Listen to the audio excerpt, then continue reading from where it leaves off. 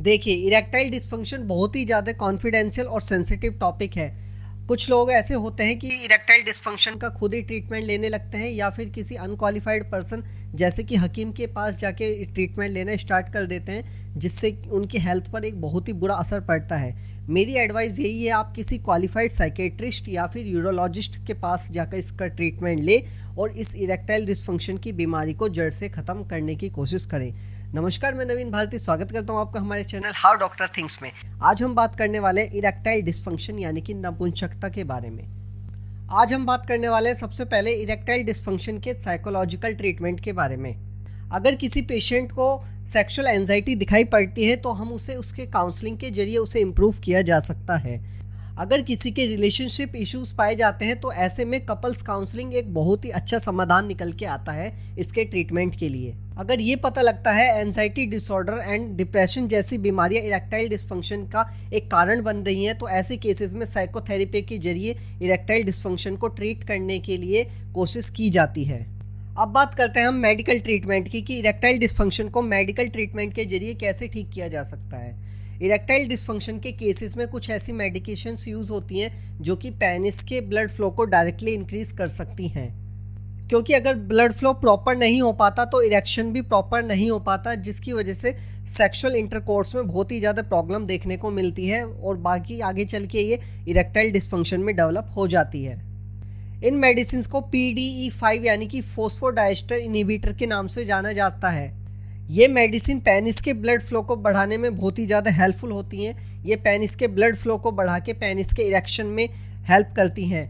इन दवाइयों को मार्केट में ईजिली देखा जा सकता है। इनका नाम जो मार्केट में अवेलेबल होता है वो वाइग्रा, विगोरा, सिल्डेनाफिल के नाम से आती हैं। मैंने वाइग्रा और विगोरा पे एक अलग से वीडियो बनाई हुई है प्रॉपर। अगर आपको इसके बारे में ज़्यादा जानकारी चाहिए तो मैं इसका लिंक डिस्क्रिप्शन में डाल दूँ या फिर आई बटन पे आप चेक कर सकते हैं। कुछ केसेस में इन मेडिसिन को लेना सही नहीं माना जाता, जैसे कि आपको कोई हार्ट डिसीज़ हो या फिर आपको कोई स्ट्रोक आया हो या फिर पिछले 6 महीने में आपको कोई हार्ट अटैक आया हो, तो उस केसेस में आपको इन दवाइयों को बिल्कुल नहीं लेना चाहिए। इससे आपकी सेहत पे बहुत ही ज़्यादा खतरनाक इफेक्ट पड़ सकता है।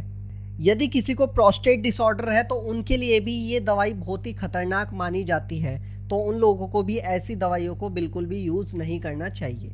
इसके अलावा पेनिस का ब्लड फ्लो बढ़ाने के लिए हम वैक्यूम पंप का इस्तेमाल करते हैं। इस केस में क्या होता है, जो वैक्यूम पंप है एक तरह का मेडिकल डिवाइस होता है जो कि पेनिस के ब्लड फ्लो को इंक्रीज़ करता है और इरेक्शन को नॉर्मलाइज करने में हेल्प करता है। अब हम बात करेंगे लाइफ स्टाइल रिलेटेड चेंजेस के बारे में, यानी कि घरेलू नुस्खे के बारे में, जिससे कि आप इरेक्टाइल डिस्फंक्शन को आप अपने तौर पे कैसे ठीक कर सकते हैं। यदि आप स्मोकिंग करते हैं तो जितना जल्दी हो सके आप स्मोकिंग करना बंद कर दीजिए, नहीं तो इरेक्टाइल डिस्फंक्शन आपका ठीक नहीं हो पाएगा। रेगुलर एक्सरसाइज करने से भी पेनिस का इरेक्शन नॉर्मलाइज हो जाता है और इरेक्टाइल डिस्फंक्शन भी ठीक होने में बहुत ही मदद मिलती है।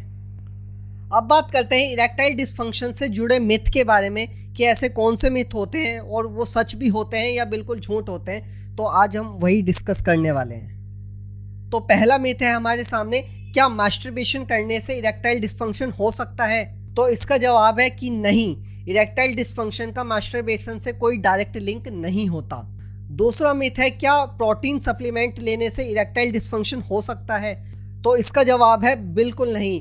प्रोटीन सप्लीमेंट इरेक्टाइल डिस्फंक्शन के लिए बिल्कुल हेल्पफुल नहीं होते और इसका ऐसा कोई नेगेटिव इम्पैक्ट भी नहीं पड़ता।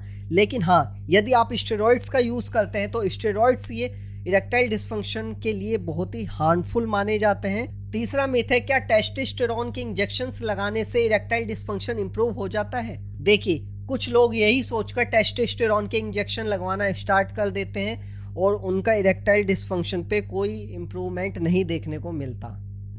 लेकिन ये देखा गया है कि जो टेस्टोस्टेरोन के इंजेक्शन है कुछ ही केसेस में काम करते हैं। तो आज के लिए बस इतना ही। तो thanks for watching this video erectile dysfunction के बारे में। मुझे लगता है मैंने आपको काफ़ी कुछ बता दिया है। यदि आपको लगता है कि कुछ रह गया है तो आप कमेंट कीजिए, उसके ऊपर मैं एक सेपरेट वीडियो बना दूंगा।